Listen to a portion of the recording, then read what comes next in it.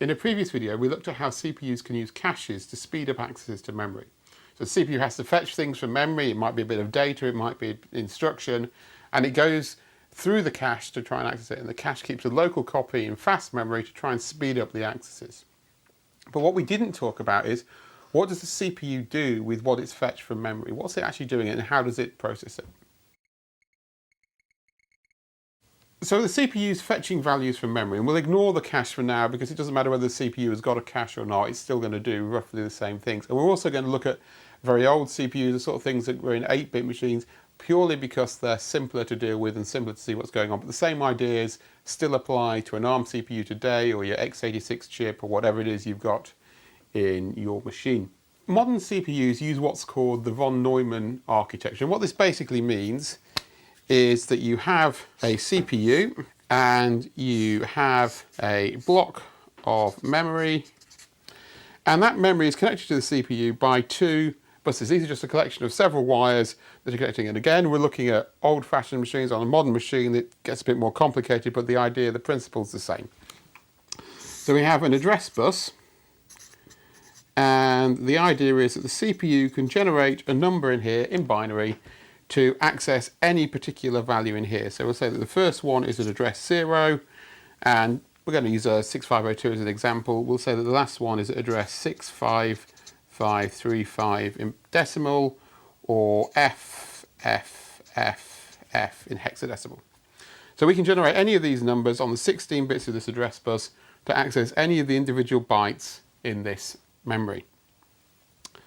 How do we get the data between the two? Well, we have another bus which is called the data bus, which connects the two together. Now, the reason why it's a von Neumann machine is because this memory can contain both the program, i.e. the bytes that make up the instructions that the CPU is going to execute, and the data.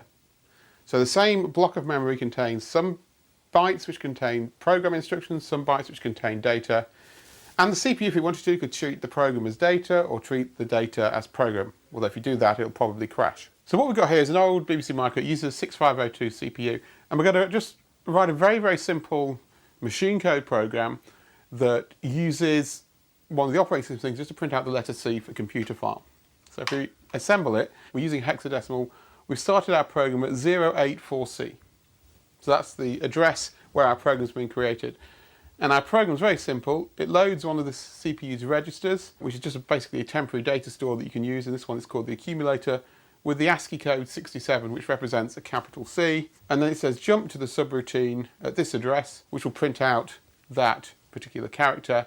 And then we tell it we want to stop, so we've got to return from subroutine. And if we run this and type in the address of where I've put it, 084C, then you'll see it prints out the letter C, and then we get the prompt to carry on doing things. So our program, we write it in assembly language, which we can understand as humans-ish, LDA, load, accumulator, JSR, jump to subroutine, RTS, return to subroutine.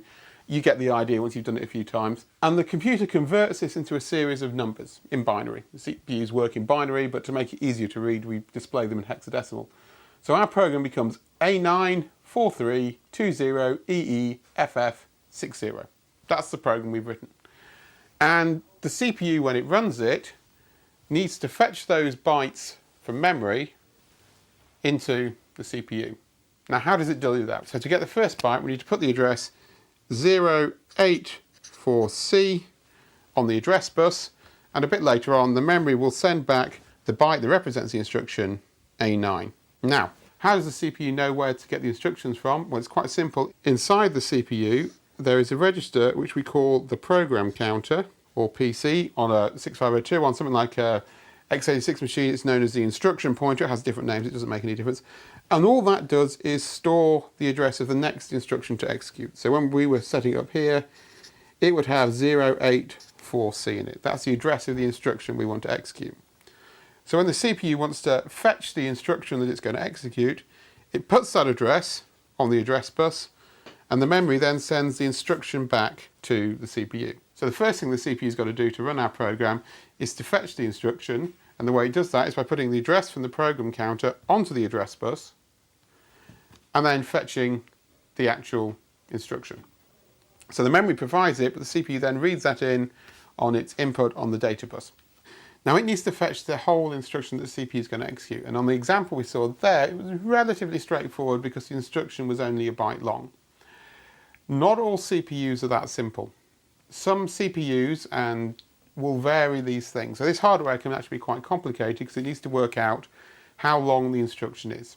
So it could be as short as 1 byte, it could be as long on some CPUs as 15 bytes. And you sometimes don't know how long it's going to be until you've read a few of the bytes. So this hardware can be relatively trivial. So an ARM CPU makes it very, very simple. It says all instructions are 32 bits long. So the Archimedes over there can fetch the instruction very, very simply, 32 bits. On something like an x86, it could be any length up to 15 bytes or so. And so this becomes more complicated and you have to sort of work out what it is until you've got it. But we've fetched the instruction. So in the example we've got A9 here. So we now need to work out what A9 does.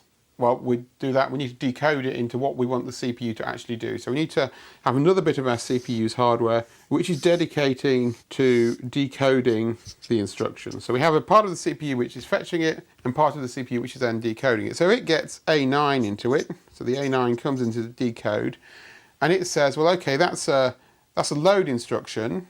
And so I need to fetch a value from memory, which was the 43, the ASCII code for the capital letter C that we saw earlier. So we need to fetch something else from memory. So we need to access memory again, and we need to work out what address that's going to be.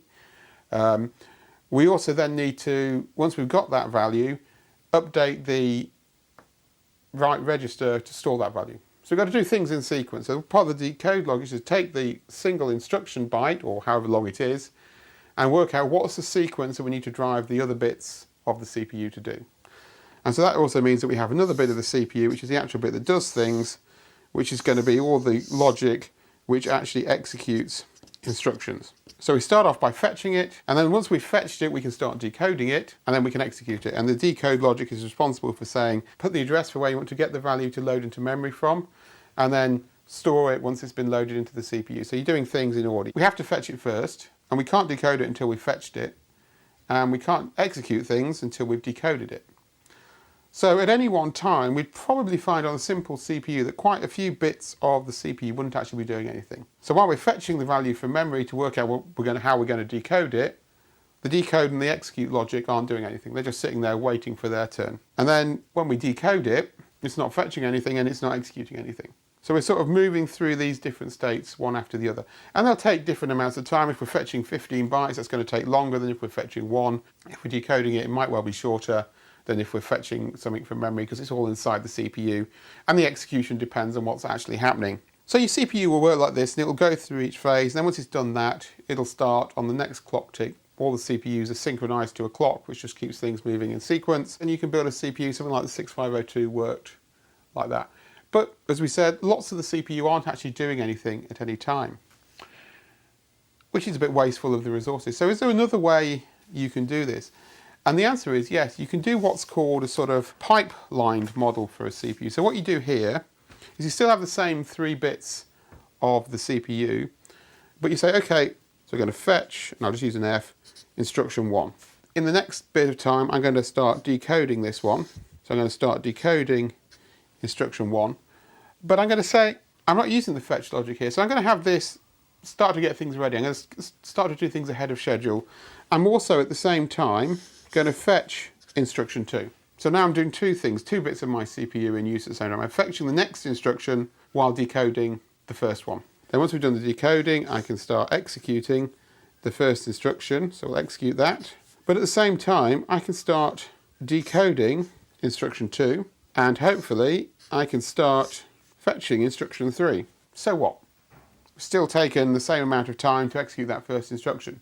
But the beauty is when it comes to execute instruction 2, it completes exactly 1 cycle after the other. Rather than having to wait for it to go through the fetch and decode and execute cycles, we can just execute it as soon as we finish instruction 1. So each instruction still takes the same amount of time, still takes, say, 3 clock cycles to go through the CPU, but because we've sort of pipelined them together, they actually appear to execute one after each other. So it appears to execute 1 clock cycle after each other. And we could do this again, so we can start decoding instruction 3 here at the same time as executing instruction 2. Now there can be problems. This works for some instructions, but say this instruction said store this value in memory. Now you've got a problem.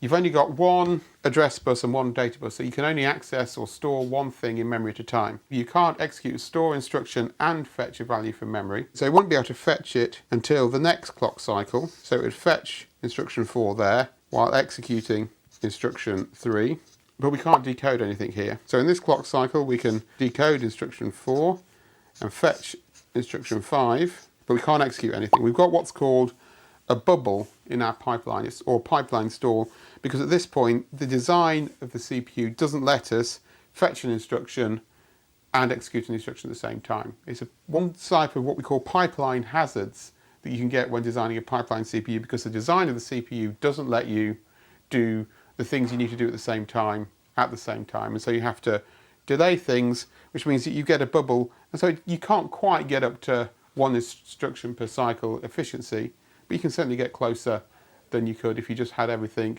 to do one instruction at a time.